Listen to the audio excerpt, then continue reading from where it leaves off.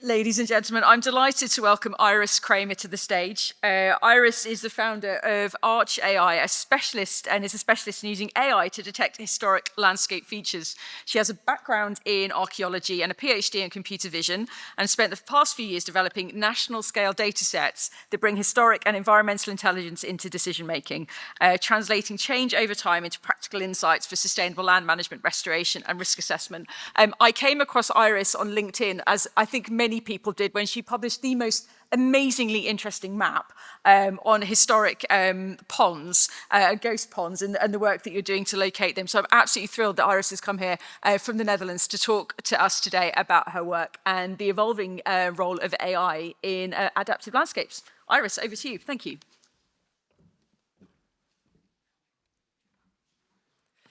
Yeah, thank you so much for having me. Really excited to be able to talk about historic landscapes and their space in nature. And I hope by the end of the talk you'll feel like they're very much like a strong part, and not just with ponds, but with so many different aspects of the landscape where, history can help us understand things.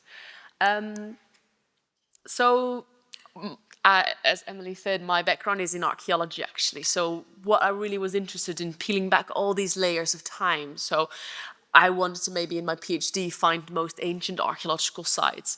But actually to do that, I had to understand from, for example, LiDAR data, all of the things that happened even yesterday and then all throughout time. So understanding and digitizing and classifying all these various things that have happened in the landscape is important, but along the way found lots of risks and opportunities that these various objects bring with them. And when you look at this landscape that has all these layers kind of intertwined all on top of each other, you come up with something like this, which is the most prominent feature is this Romano-British farmstead. It's in Northumberland. But what you can see on it as well is that it's been ploughed in the medieval period around it. It's got ridge and furrow on it. So it's where the ox would have drawn a plough across the field, and those remains are still there. And then you can see the improvement of trying to drain the land with peat grips. So it's all of these various layers on top of each other, cutting into one another and helping to understand each layer. Makes the landscape interesting, and also allows all of the different disciplines to talk to each other. So the research that I did was specifically in deep learning. So I started this in 2016, early days for deep learning. And the way that deep learning AI, specifically for computer vision, works is that we give it a lot of examples of an object that we are interested in. In this case, it was round houses on the Isle of Arran. So they are prehistoric houses, and various small cairns around it. What we then do is we use all these locations of known archaeological sites, and we use that to help the AI then train on these and find more sites like it. So without actually telling it exactly, oh, this is a circle of a type of donut shape that we're interested in, we actually just tell it, like, find anything that looks like this, and then also average that out for any kind of variation that the landscape might bring. You can come up with lots of new discoveries that we also made on the Isle of Arran during my PhD. But I came out of archaeology, still in archaeology though, but yeah, nature is also really something that fascinates me, and the historic landscapes, the historic nature story is just really strong, especially also in the UK, and love being here.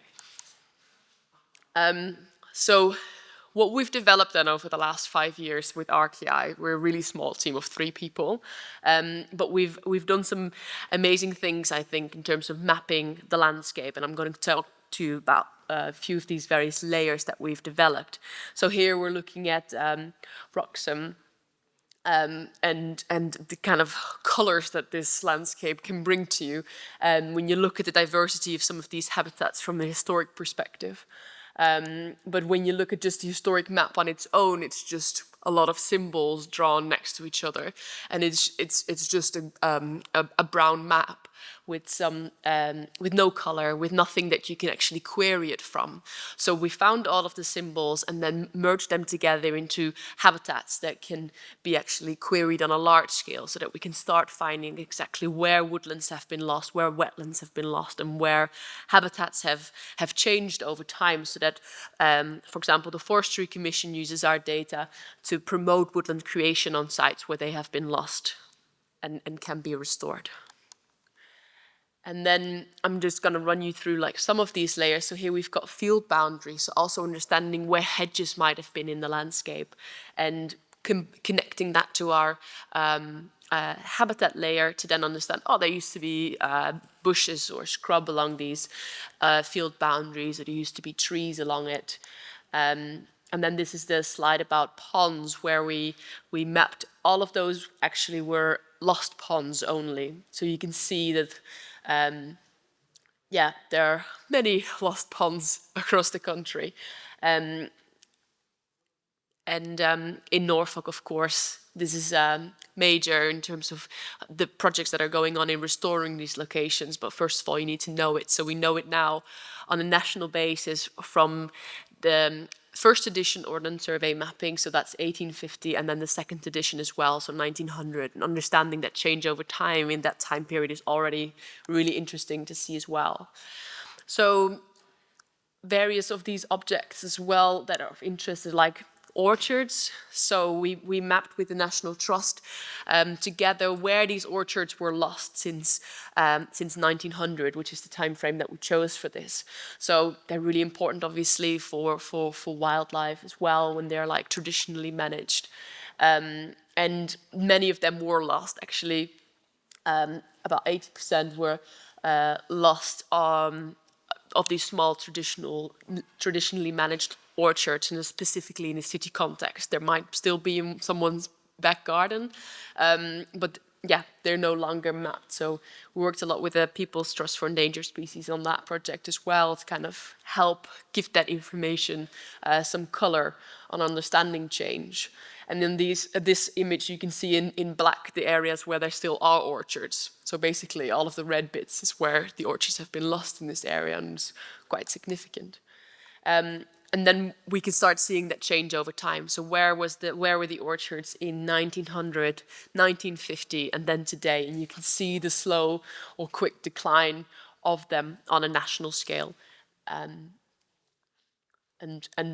yeah, loss in city context, but also loss to other cash crops. So orchards were a big commodity back then in 1900, but now you need large farms to make things profitable still.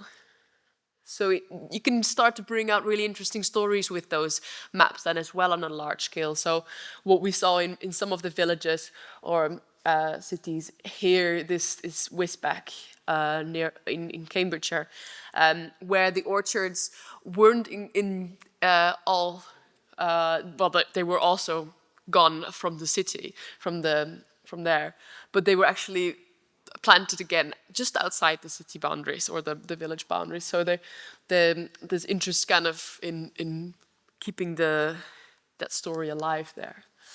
And then here one on wetlands. So we can see where peat used to be through this information. So it's helping us understand where marsh was, where reed beds were, and then, yeah, finding perhaps in upland areas where there has been drainage, heavily drainage. So we compare all our data sets with the Ordnance Survey's National Geographic database to help understand, like, okay, where have things changed? And also where we try to use other data sets to kind of enhance that. But a lot of the marshes have been lost just at the river edges, so where they used to still overflow, and were connected to the floodplain. We can find all these little bits of marsh in the landscape, and maybe find locations where river restoration could be very successful to bring back that historic landscape there. We can start looking as well at the wider context of the habitats, but what we also figured we really needed was to understand where the rivers used to flow. So we now have a national map as well of where rivers were in 1900. And because yeah, just looking at the satellite image doesn't give us much more than it was still nice and happy. So the thicker blue line here shows where the Modern Ordnance Survey thinks that there is still water flowing. So there was a lot more water flowing in this area is one of the points here. So there was a lot of drainage, obviously, but also, yeah, the stream was more wiggly at the time. And so this is the national map then of all of the historic waterways, so not just lost, but you can see here an area of drainage that has actually been made into larger scale fields. Here is an example of quite a braided channel where the modern satellite image just shows quite flat, just agricultural fields. So a lot of the water has been lost there. And here's another example where you can see the mill race at the top that has also dried up. It's from a different time period, but they're still often low points in the landscape that might help with re-wetting as well in the landscape. But yeah, just mapping them of where they are is one thing, but then comparing them perhaps with the Modern Ordnance Survey data's rivers can help us understand where rivers actually were straightened, where they've been otherwise modified. So we've made a national map then of all of the straightened bits or the lost bits, let's say the canals and the millies that are completely out of use. So here in red you can see all the lost pop up to us, which is many of them are actually in like cities as you would expect. So we're working with various organizations as well to show that in a city context of where these rivers have been lost.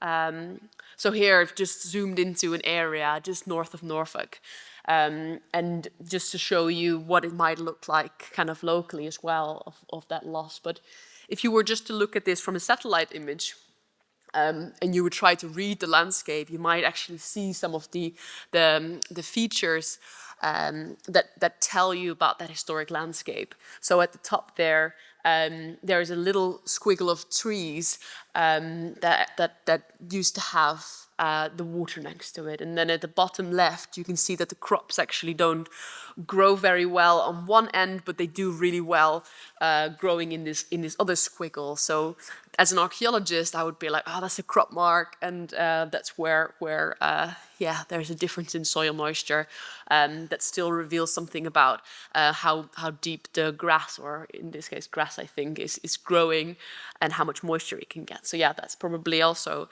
a section of that. But yeah, that takes quite a while. But what doesn't take too much time is actually just looking at our map that has all these red and orange maps lines on it. So if you look at your data from a catchment scale, you can start to really quickly pick out, oh, here are all the lost sections, here are all the modified, otherwise modified sections, and then you start to very quickly just get an understanding of where might we put our efforts, rather than much later into a project. So we're hoping to make that available with the data that we're creating. So this is the historic map then that we use to digitize, and you can see again like where we've then found all these locations. And then what we also have done, so I showed you some LiDAR data for the Isle of Arran earlier with the round houses on it. If we look at the LiDAR data for an area like here, we can actually look at the paleo channels. So are some of these rivers that are lost, do they still have an imprint in the LiDAR? And you can see that the big blue section that was on the bottom left, that was just in front of that mill, that really showed up as quite a strong paleo channel still in the landscape. And so what we've done is we've trained the model specifically to find paleo channels. So it was trained on the Trent Valley area, and it works quite well on a national scale to then bring out all of these features of where the landscape is lower and associated then with old riverbeds. So When we bring some of this data together, also we've digitized the textual information from the historic map. So we can start seeing where the mills used to be, where the sluices were. And also interestingly, on the bottom right, you can see where a spring is. And the modern ordnance survey doesn't map well, half the springs, I suppose, that were there on the historic maps for various reasons. But that particular spring is not on the modern ordnance survey, but it is feeding into a pond that then straight feeds into the Ventrum River. So maybe there's an opportunity for a wetland creation so that spring takes a bit more time to reach the river. So that just is one of the ways that these historic maps can, at scale, really quickly bring information to you. Let's say that for your whole catchment, you've got all the understanding of where all the springs used to be, where they're mapped now. You might see new opportunities at that scale. So moving on from rivers to coasts, what we've done is we've also tried to map all the low and high mean water of ordinary tides. So to get that understanding of how coasts have changed, where there's been a lot of erosion, for example. So you can see in the kind of teal color where the coastline was, which matches with the historic map, kind of the end of that historic map. But then comparing that to the modern coastline shows us that there's about 100-meter erosion in this particular location, which is a great loss. But here's another data set. So we've digitized all the habitats on the coast, so the shingle, the mud, the sand, and the rock, so that we can also start understanding those coastal changes where the substrates kind of have changed. So here in the New Forest, you can see that that mud has really retreated. It used to be mud together with reed beds, so really beautiful habitat that is no longer there. And here as well, a lot of shingle and rock that is kind of just washed away into the sea. And when we stay kind of local in Norfolk, a lot of people have asked me as well whether we could find the salt marsh as well. Unfortunately, there's no salt marsh kind of symbology. They just write a lot of text with it to say, here are the salt marshes, by saying saltings next to them. So we can bring them out as just to show you, but to really look at where the channels were, we again have to look at just the channels themselves and map those.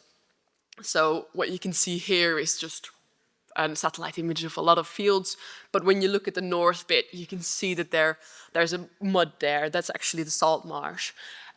So we are trying to then map, okay, so what was this looking like in 1850 in the first edition Ordnance Survey map?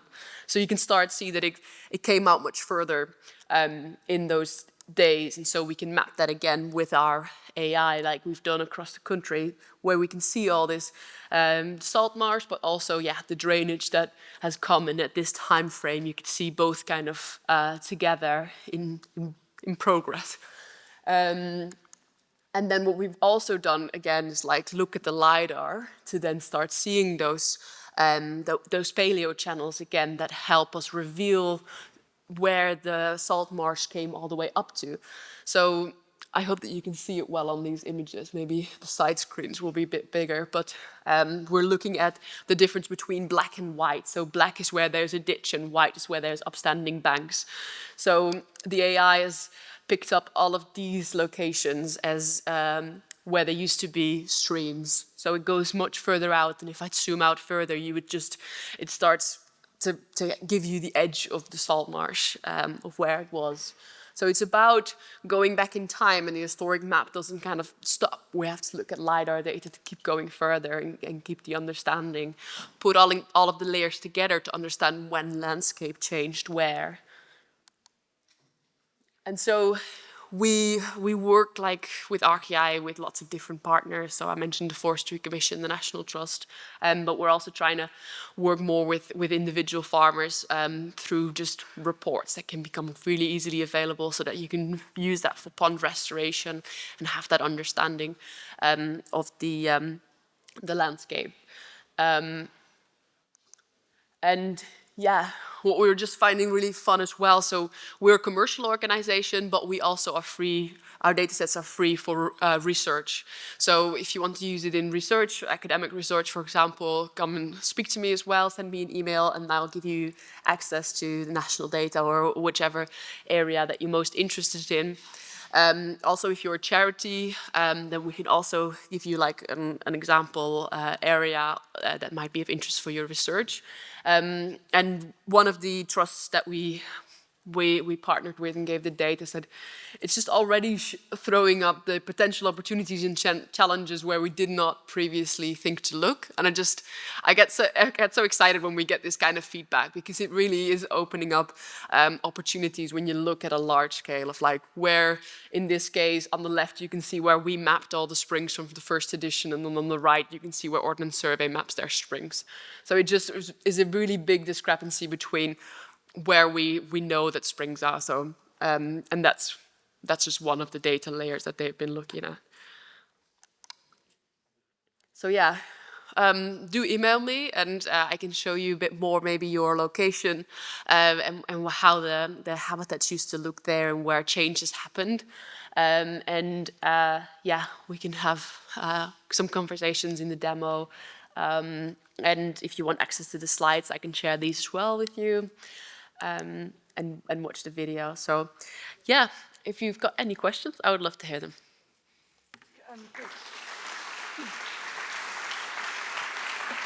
Please stay there, close to the microphones. Stay there. Yeah. Listening to that, I saw on my phone on the table in front of me that the best technology is like magic, right? You have no idea how it's happening, but when you sort of see the visible kind of like what it looks like and how it works, it's absolutely incredible. And so kind of the effort that must have gone into kind of creating the things that you can do is way beyond me. But anyway, it looks incredible and it looks like a really powerful tool. And I can see in the audience, like I know all of you, like farmers love maps, right? But I think landscape professionals at every level love maps. And so this is just super engaging and super interesting, and thank you for that. Are there any burning questions in the audience? Anybody who wants to ask a question about the application of the technology? Thank you. There's a question at the back there. Oh, hang on, there's a microphone coming. Right, thank you. A quick question really. Have you worked with other organisations where you've looked at soil core samples and pollen analysis to then marry the kind of LiDAR with what was actually growing? Yeah, so that's really fun, actually. Good question, because we've got a good example. So we work a lot with the University of Southampton, with David Sear and Chris Hill. So they're professors there in like rivers and coast. And they have been working a lot in looking at some of our lost paleochannels kind of map, and then comparing that to some of the soil samples that they've taken in more like upland areas, and it correlates with where the peat used to be. So it really picks up those locations and then highlights them. And so they were the first ones to see the data set, and they were just so delighted to kind of see these come through, because yeah, it maps those locations really well. We had a conversation in Amsterdam, and you were mentioning about ridge and furrow and how much of the UK is ridge and furrow. Can you remember that? Yeah, so it's 3% of the country still has some remains visible on the LiDAR of the ridge and furrow. So 3% of the country has still got ridge and furrow, and you can't use ridge and furrow for anything else. Is this right? Ridge and furrow is kind of protected? Well, no, so it can hold species-rich grassland. It can tell us about how much the land has been ploughed. So what we've done is we've mapped the ridge and furrow from the LiDAR data, and then assessed how tall the ridge and furrow still is in the landscape. Okay. And then what the Forestry Commission does as well is look at that and say, okay, anything above 20 centimeters, that's where we will not plant. Oh. And if it's also from a medieval source as well. So we've kind of helped them in like, the England Woodland Creation Offer, and these locations come up as like an amber of like, maybe talk to us before you start planting here, whereas, yeah. But you couldn't, for example, then use that for woodland creation or for like putting solar panels on or anything, even though it's otherwise just a historical, this is what we were arguing about, wasn't it? Kind of like how important history is versus what we're trying to do to drive landscape forward. Yeah, so far it's really about like, local authorities deciding what heritage gets protected and what doesn't. And so now with this kind of data set, you can start arguing like, oh, well, actually, it's 3% of the country, and here are all the hotspots, and here is where we don't have it so much. So if locally it's found as like this rare item, then maybe